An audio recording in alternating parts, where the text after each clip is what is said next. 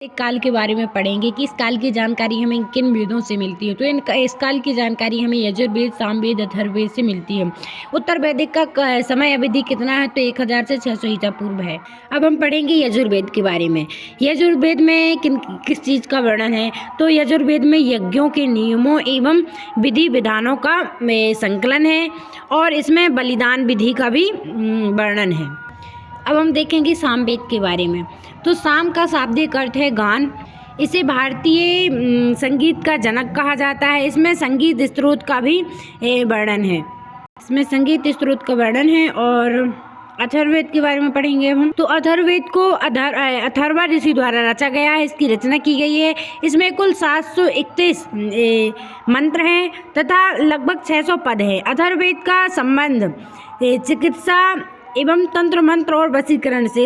इस अथर्ववेद में भूत प्रेत जादू टोना इन सब चीज़ों का वर्णन मिलता है।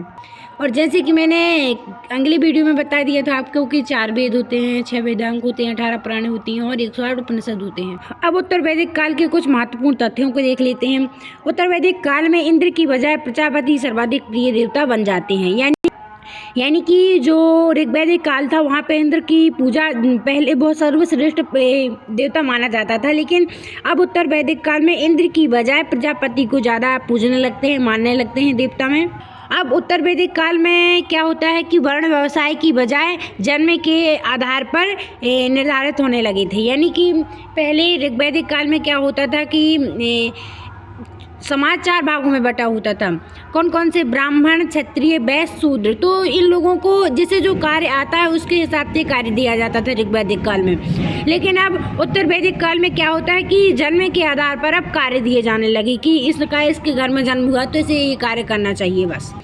अब इसके बाद देखते हैं यव यानी जौ, व्रीहि धान और माण उड़द, गुदक यानी मूंग, गोधूम गेहूँ और मसूर। इन सभी खाद्यान्नों चीज़ों का वर्णन हमें यजुर्वेद से मिलता है। उत्तर वैदिक ग्रंथों में लोहे के लिए लोह अयस्क और एवं कृष्ण अयस्क शब्दों का प्रयोग हुआ है। अंतरजी खेड़ा में पहली बार कृषि से संबंधित लोह उपकरण प्राप्त हुए हैं। और उत्तर वैदिक काल में स्त्रियों का सभा वगैरह हर चीज़ों में जाना निषिद्ध हो गया था। यानी ऋग्वैदिक काल में हर जगह जा सकती थी, स्त्रियों को माना जाता था और समान दर्जा दिया जाता था। लेकिन उत्तर वैदिक काल में अब धीरे धीरे स्त्रियों की उसमें गिरावट आने लगती है और स्त्रियों को सभा वगैरह इन सब चीज़ों में जाना निषिद्ध हो जाता है। अब देखते हैं कि उत्तर वैदिक काल में सबसे पहले क्या होता है, गोत्र प्रथा स्थापित होती है। गोत्र प्रथा आप सभी लोग जानते होंगे।